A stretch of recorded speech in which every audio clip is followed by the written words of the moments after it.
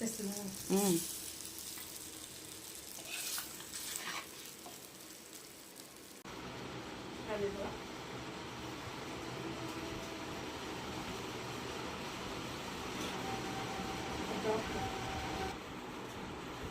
బయటకు వెళ్ళిపోయి మర్చిపోక.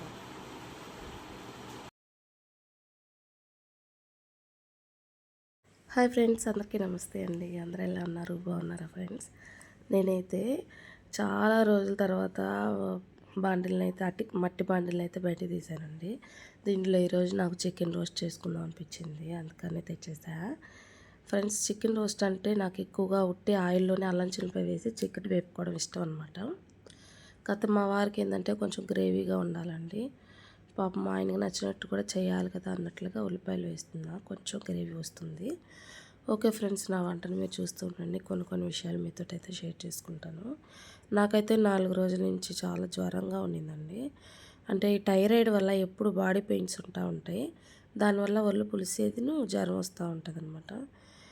అయితే హాస్పిటల్కి వెళ్ళేంత జ్వరం కూడా రాలేదు, లైట్గా వస్తూ ఉండింది. పారాసెటమాల్ వేసుకుంటా ఉంటే తగ్గిపోతుండింది. ఈరోజు అట్టకేళ్ళకి అట్లాగే ఉంటే ఇది తగ్గదురా బాబు అనుకొని ఫ్రెష్గా తలస్నానం అయితే చేసేసాను. చికెన్ తినేద్దాం, జ్వరం ఇరిగిపోతుందని చికెన్ తీసుకురమ్మన్నాను మా వారిని. ఆయన అయితే తీసుకొచ్చేసారు, పాపం అడగంగానే చేస్తూ ఉన్నానండి.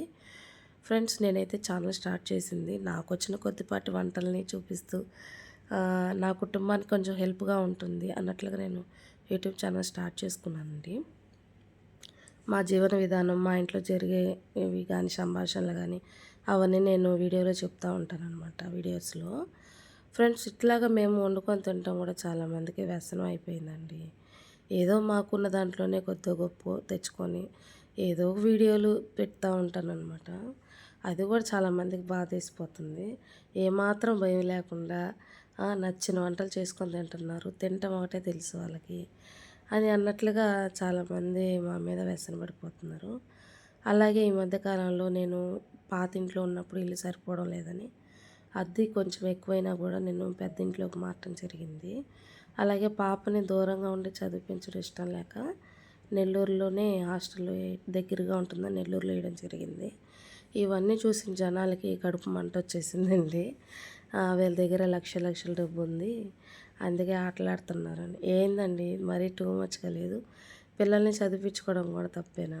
పిల్లల్ని ఒకవేళ నేను ఇంకా పెద్ద పెద్ద ఊర్లో వేసి చదివించే స్థామత మాకు లేకపోవచ్చు. నా ఇష్టం కదండి, నా బిడ్డల్ని చదివించుకోవాలి, నా బాధ్యత నాకుంది. నేను ఎలాగో చదువుకోవాలా, నా బిడ్డలు చదివించాలన్న కోరిక నాకుంది కాబట్టి కష్టమో నష్టమో అని నా బిడ్డని నేను వేసుకున్నాను. అది కూడా వ్యసనం అయిపోయిందండి, దానికి నేనైతే ఏం చేయలేను.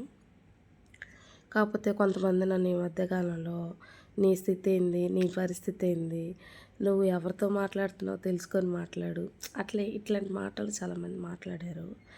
నా లైఫ్లో నేను అనుకోలేదండి ఇట్లాంటి మాటలు ఎవరి చేత అయితే అనిపించుకోకూడదు వాళ్ళ చేత అనిపించుకుంటానని అయితే అస్సలు అనుకోలేదు. కానీ ప్రతిదీ దేవుడు వింటున్నాడండి. ప్రతిదానికి మనం సమాధానం చెప్పాలి దేవుడి దగ్గర.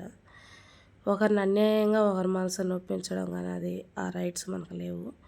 నాకున్న దాంట్లోనే నా కుటుంబంతో నేను ఎంతో సంతోషంగా జీవిస్తున్నాను. ఒకటే చెప్దాం అనుకుంటున్నానండి, డబ్బు అన్నిటికీ సమాధానం కాదు, డబ్బు మనల్ని బ్రతికించదు. మనుషులు నీకు ఎప్పటికైనా కాపాడుకోవాలండి.